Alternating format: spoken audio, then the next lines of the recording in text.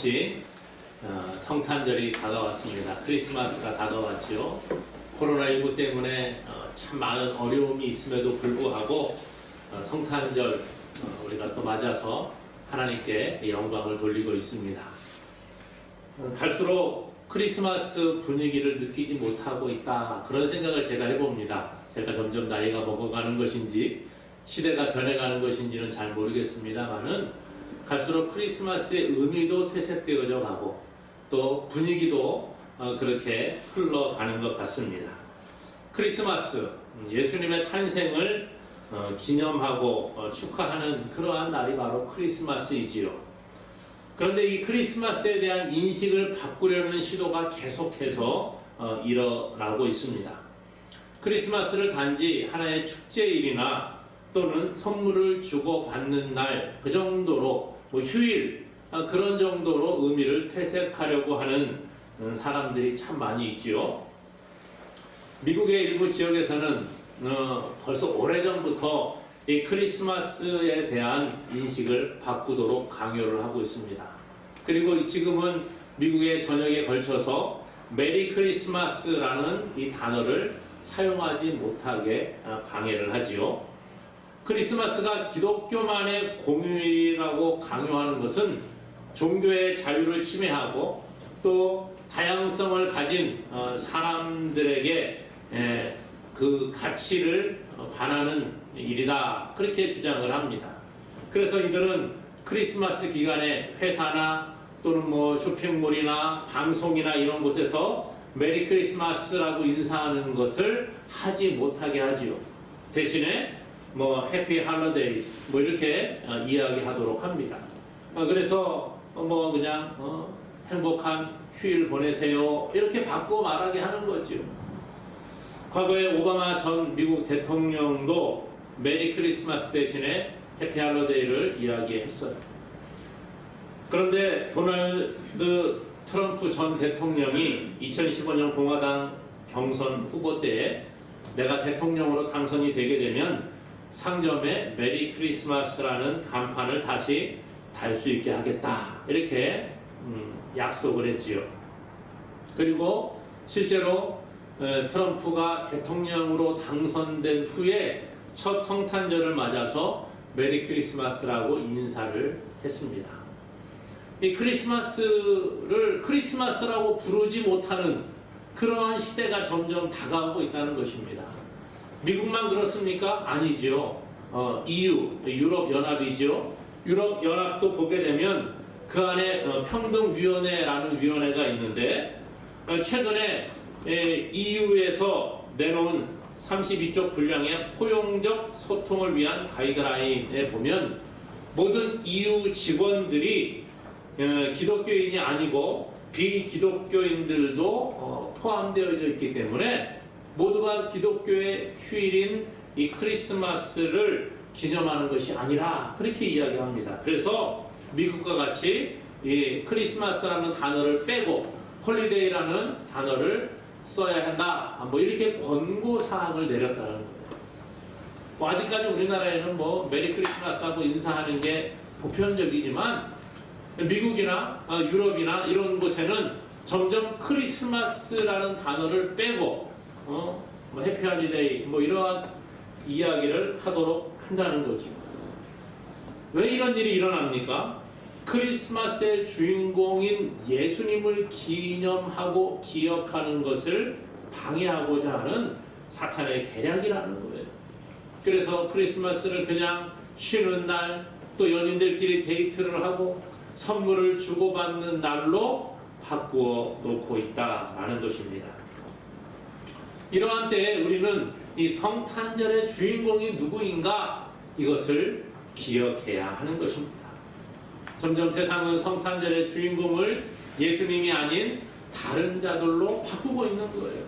그러나 오늘 우리는 그런 것이 아니라 정말 크리스마스가 얼마나 중요한 날이고 예수님을 기억하는 날인가를 다시 한번 우리가 깨달아야 한다는 것입니다. 그래서 단순히 축제를 하고 선물을 주고받는 그 날이 아니라 성탄절의 주인공은 바로 예수님임을 우리 깨닫는 저와 여러분 될 수 있기를 바랍니다. 그래서 우리의 경배의 대상은 누구예요? 예수 그리스도가 되어야 하는 줄로 믿습니다. 오늘 본문은 우리에게 이 별을 연구하던 이 박사들, 동방으로부터 온 박사들이 예루살렘에 와서 경배의 대상인 이 유대인의 왕을 찾는 내용이 소개가 되고 있습니다. 오늘 본문을 중심으로 해서 예수님을 경배하라, 이러한 제목으로 말씀의 은혜를 한번 나누어 보고자 합니다. 먼저 유대인의 왕인 예수를 경배하기 위해 찾아온 동방의 박사들을 볼 수가 있습니다. 오늘 본문에 보면 동방으로부터 박사들이 별을 보고 유대인의 왕이 탄생할 것이다 라고 그렇게 알게 됩니다. 그리고 유대인의 왕을 찾아서 별을 보고 예루살렘까지 오게 되었다는 거예요. 이 동방의 박사들이 누구입니까? 이 동방은 고대 페르시아 국가를 이야기합니다. 그러니까 고대 페르시아 국가에 동방의 박사들이 있는데, 이 박사라고 기록되어져 있는 이 단어를 이 라틴어는 이 마기라고 부르기도 합니다. 이 마기라는 단어는요, 주전 6세기경에 페르시아에서 활동하던 제사장들, 또 이 제사장들이 별을 연구하는 자들이었어요. 그래서 별을 연구하면서 미래를 예언하는, 요즘 말로 말하면 점성술사, 그렇게 이야기할 수도 있어요. 제사장인데 점성술을 같이 하는 겁니다. 별을 연구하고 별을 통해서 미래를 예언하고 어떤 일들이 있을 것이다, 이런 것들을 연구하는 아주 현자라 그렇게 말할 수 있죠.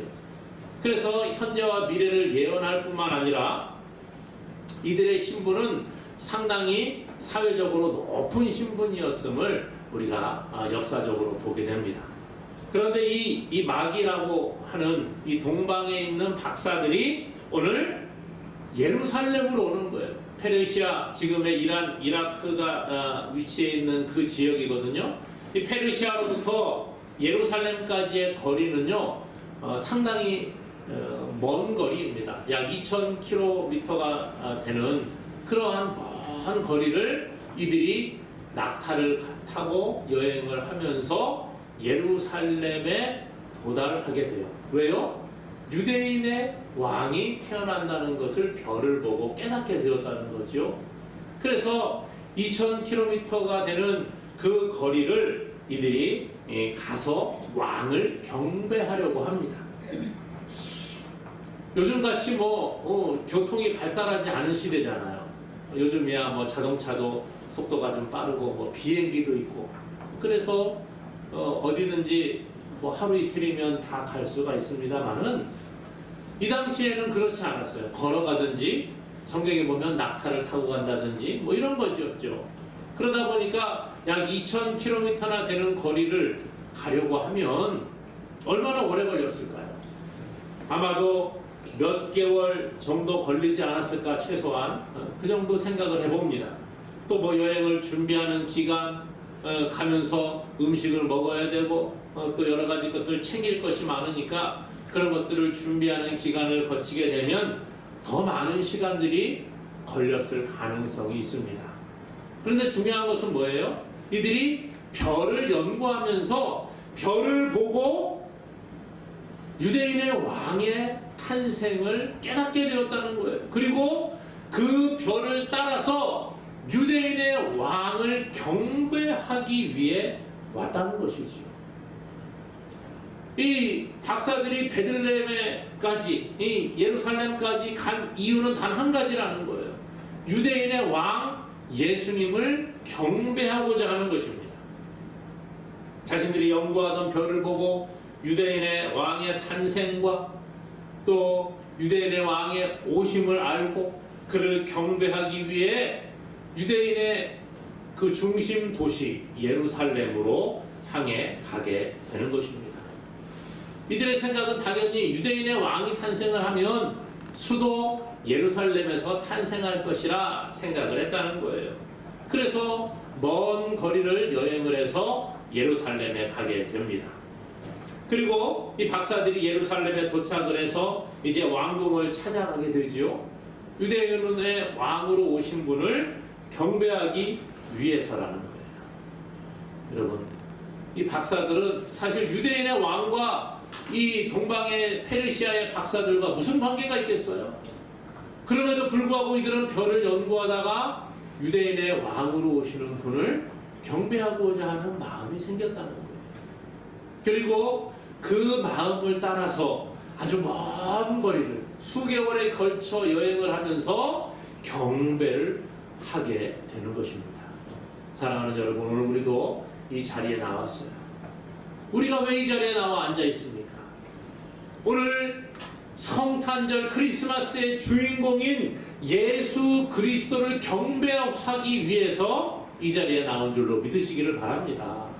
오늘 우리가 그냥 습관적으로 크리스마스네 성탄절이니까 교회 가야 되겠네? 그래서 온 것이 아니라는 거예요. 그냥 그래도 1년에 한 번 정도는 교회를 가봐야지 그렇게 생각하고 온 게 아니라는 거예요.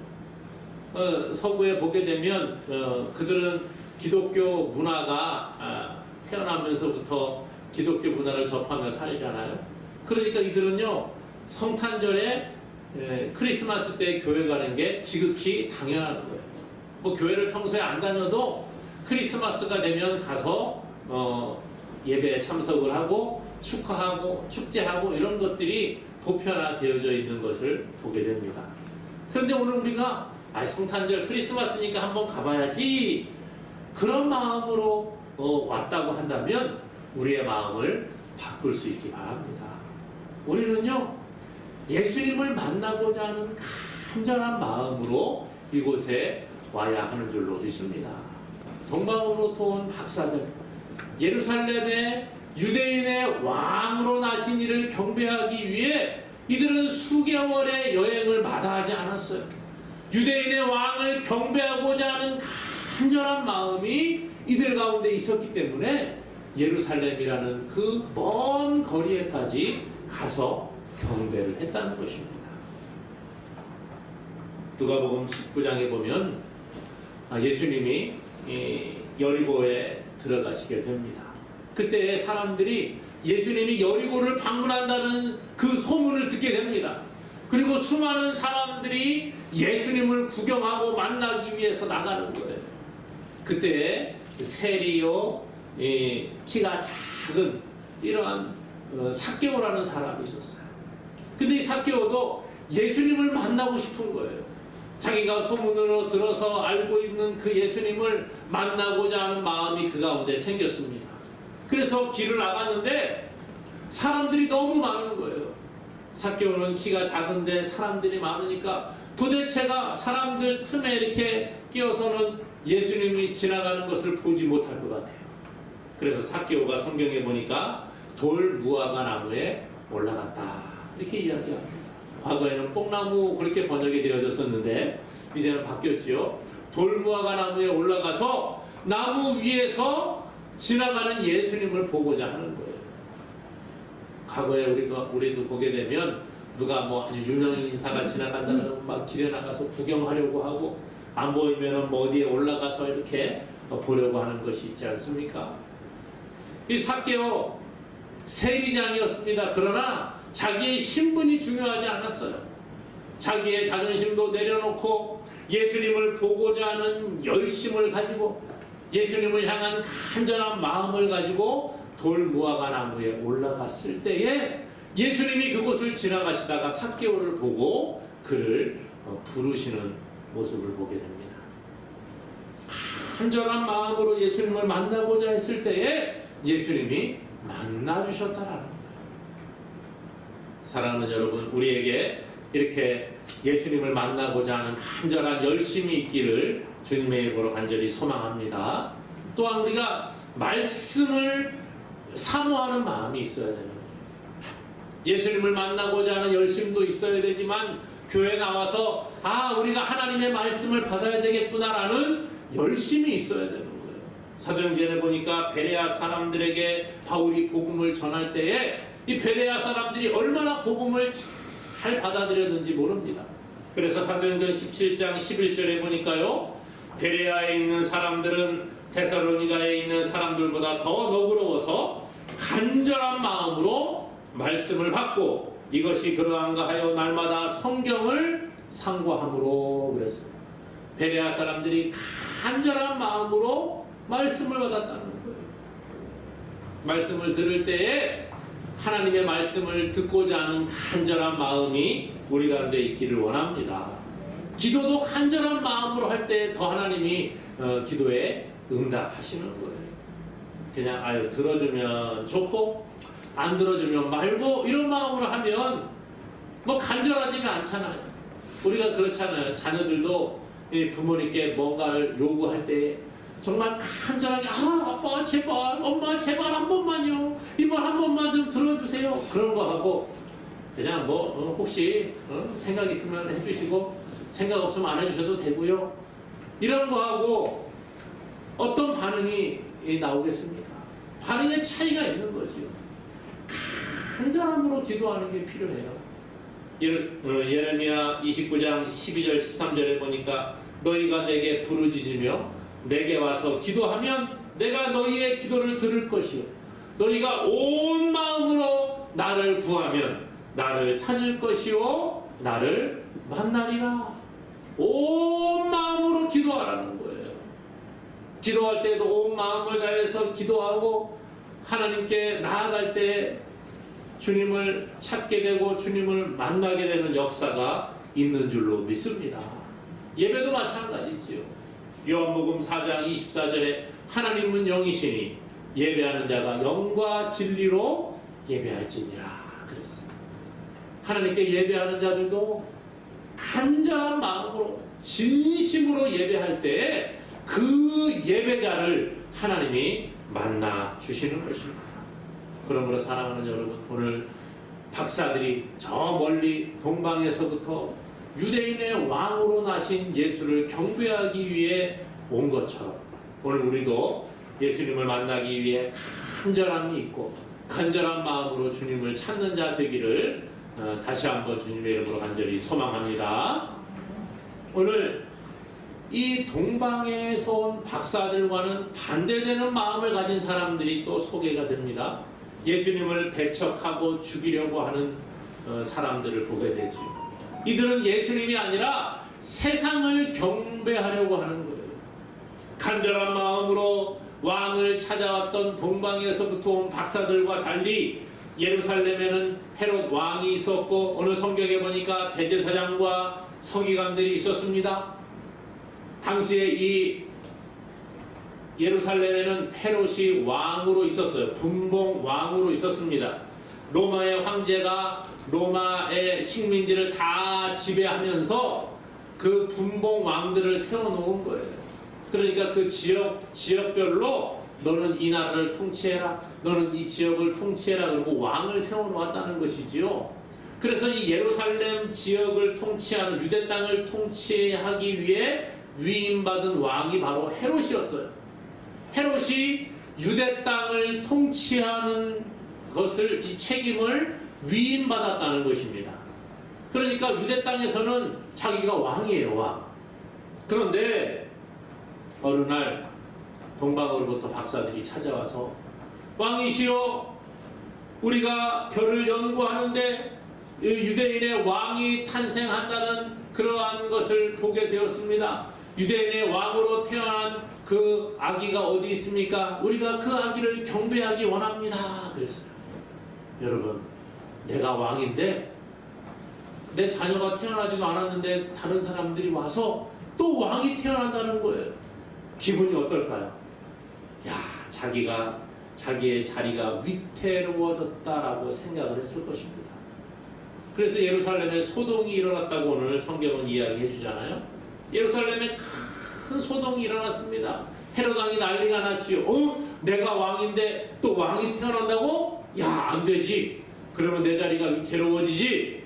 그래서 대제사장과 서기관들을 불러가지고 야, 유대인의 왕으로 정말 나시는 이가 있다고 하는데 어디서 태어난다고 하더냐. 그랬더니 이들이 이 말씀을 찾아보더니 유대 땅 베들레헴에서 태어난다고 합니다. 메시아가 온다고 합니다. 그런 이야기를 해줍니다. 그러니까 이제 헤롯이 박사들에게 유대 땅 베들레헴이라고 하는데 당신들 가서 찾거든 나에게도 좀 이야기해 주시오. 나도 가서 경배하기 원합니다. 그렇게 이야기합니다. 그러나 이것이 헤롯의 속마음이 아니었다는 거예요. 헤롯은 자기가 왕으로 계속 있기를 원했지요. 대제사장과 서기관들도 마찬가지입니다. 이들도 자기들이 헤롯 밑에서 기득권을 누리기를 원했다는 거예요. 그런데 새로운 왕이 태어나면 서로 이 권력 간의 투쟁이 벌어지게 되면 자기들이 어딘가에는 소속이 되어야 되잖아요. 힘들어지는 상황이 됩니다. 별로 좋아하지 않는 거예요. 그래서 헤롯 왕이 자기의 마음을 숨기고 동방에 있는 박사들에게 이야기를 합니다. 그런데 헤롯의 속마음은 어땠어요? 유대인의 왕으로 오신 예수를 경배하려는 게 아니에요. 그를 죽이고자 하는 마음이 있었다는 거예요. 유대인의 왕을 경배하는 게 아니라 자기의 권력을 취하고 자기의 그 욕심을 취하고자 하는 세상의 것을 누리고자 하는 마음이 헤롯과 그 밑에 사람들에게 있었습니다. 그래서 마태복음 2장 14절에 보니까 16절에 보니까 이렇게 이야기하죠. 이에 헤롯이 박사들에게 속은 줄 알고 심히 노하여 사람을 보내요. 베들레헴과 그 모든 지경 안에 있는 산의 아이들을 박사들에게 자세히 알아본 그때를 기준으로 하여 2살 아래부터 그 아래로 다 죽이니, 그 아래로 다 죽였다는 거예요. 어떻게 했어요? 유대인의 왕으로 오신 아기를 경배하는 게 아닙니다. 자기가 왕으로 계속 있어야 되기 때문에 아기를 죽이는 거예요. 오늘 우리가 유대인의 왕으로 오신 예수님, 이분을 모시고 경배하지 아니하고 오늘 헤롯과 같이 이렇게 배척하는 자가 되어서는 안 된다는 것입니다. 오늘날도 많은 자들이 예수님을 배척을 합니다. 제가 서두에 말씀드렸죠. 미국이나 유럽이나 이런 곳에서 메리 크리스마스라는 단어를 없애버리고 있습니다. 예수님을 배척하는 거예요.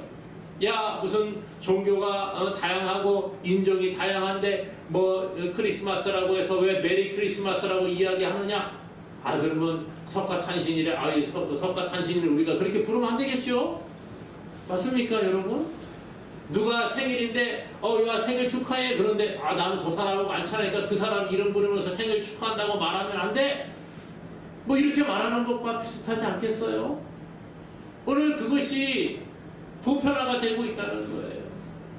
예수님의 탄생을 축하하고 예수님을 경배하기보다 예수님을 배척하고 그 주인공을 바꾸려는 시도가 계속 일어나고 있습니다. 과거에 산타크로스가 크리스마스의 주인공이 되고 루돌프 사슴이 주인공이 되고 성탄절에 크리스마스 트리가 주인공이 되고 그러한 시대가 되다가 이제는 예수 그리스도 메리 크리스마스라는 말조차도 하지 못하게 하는 시대로 변해가고 있다는 거예요. 그냥 너희들 휴일이니까 행복한 휴일 보내라. 행복하게 휴일 보내면서 연말에 선물 서로 나누는 날로 보내라. 연인들끼리 데이트하는 날로 보내라. 그렇게 말하고 있습니다.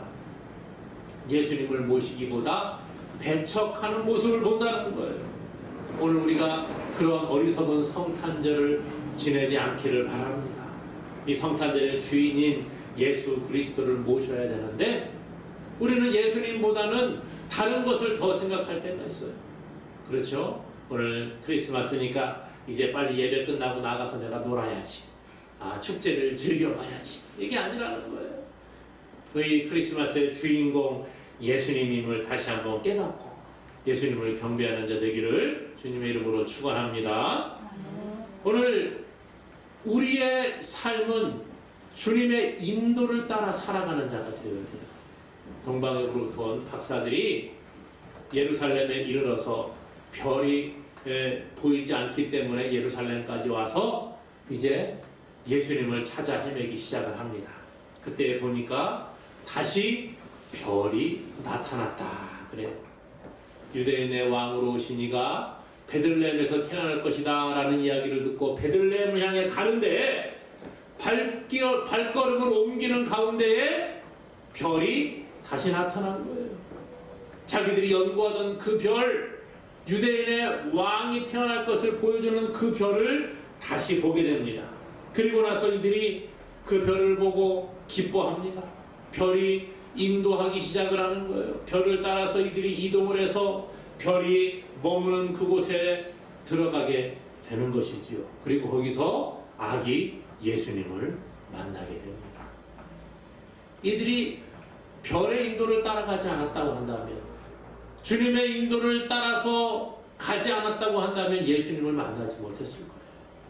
그런데 이들이 베들레헴을 향해 가는데 9절에 보니까 박사들이 왕의 말을 듣고 갈새 동방에서 보던 그 별이 문득 앞에서 인도하여 가다가 아기 있는 곳 위에 머물러 서는지라. 하나님의 역사로 별이 다시 나타나고요. 별이 예수님께로 인도하게 되는 거예요. 박사들은 그 별의 인도를 따라, 하나님의 인도를 따라 그곳에 가게 됩니다. 그리고 이들은 별을 보고 매우 크게 기뻐했다. 그렇게 말합니다.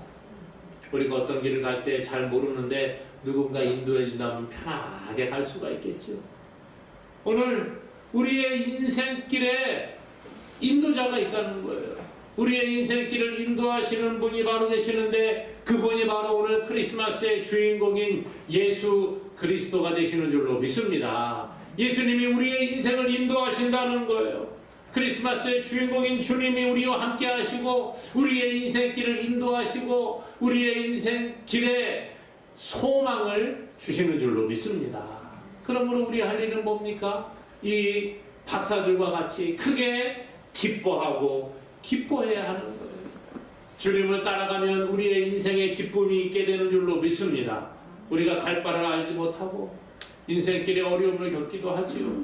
세상 가운데 힘든 삶을 살아가기도 합니다. 그러나 주님을 만나게 되면 주님이 우리를 바른 길로 인도하고 우리를 생명의 길로 인도하신다라는 거예요. 요한복음 14장 6절에 예수님 말씀하십니다. 내가 곧 길이요 진리요 생명이니 나로 말미암지 않고는 아버지께로 올 자가 없느니라. 예수님이 우리의 인생의 길이 되신다는 거예요. 생명의 길이 되신다는 겁니다. 그러므로 예수님을 만날 때에 그 사람의 참 기쁨을 누리게 되는 것입니다. 사랑하는 여러분, 예수님과 함께 동행하십니까? 주님은 우리와 함께 하신다고 약속하셨어요. 그러므로 오늘 성탄의 주인공이신 이 예수님을 마음에 모시고 주님의 인도하심 따라 승리하는 저와 여러분 되기를 주님의 이름으로 축원합니다. 오늘 마지막으로 이 박사들이 정성을 다해 예수님을 경배했다는 거예요. 박사들이 별의 인도를 따라가서 아기 예수를 만나게 됩니다. 그리고 오늘 11절에 보니까 자기들이 보배압을 열어서 황금과 유향과 모략을 드리게 되는 거예요. 예수님께 경배하고 또 예물을 함께 드렸다라는 거예요. 주님은 우리의 인생길을 인도하시는데 우리가 주님께 우리의 인생을 내어 드릴 수 있어야 됩니다. 맡겨 드려야 됩니다. 뿐만 아니라 주님과 함께 나아갈 때에 우리가 주님께 우리의 삶을 드릴 수 있기 바라요. 오늘 동방의 박사들은 예수님께 황금과 유향과 모략 자기의 보배들을 준비해서 예물로 드렸습니다. 하나님께 헌금을 많이 드리라는 얘기가 아니에요. 주님께 우리가 드릴 수 있는 것, 형편을 따라 드리면 되는 것입니다. 내가 드릴 수 있는 게 무엇이 있습니까? 우리의 시간을 드리고 우리의 마음을 드리고 우리가 하나님께 나와서 예배하는 그 예배를 주님이 기뻐하시는 줄로 믿습니다. 주님께 헌신을 하고 우리의 건강을 통해서 하나님을 섬기는 것, 이것이 주님께 헌신하는 모습이 아니겠느냐 생각을 해봅니다. 누가 강요해서 드린 것이 아니에요. 박사들에게 너 유대인의 왕으로 나신 예수께 선물 준비해야지, 너 무슨 그냥 빈손으로 왔어? 나가! 그게 아니라는 거예요. 오늘 이들은 자원하는 마음으로 기쁨으로 헌신을 드리게 됩니다.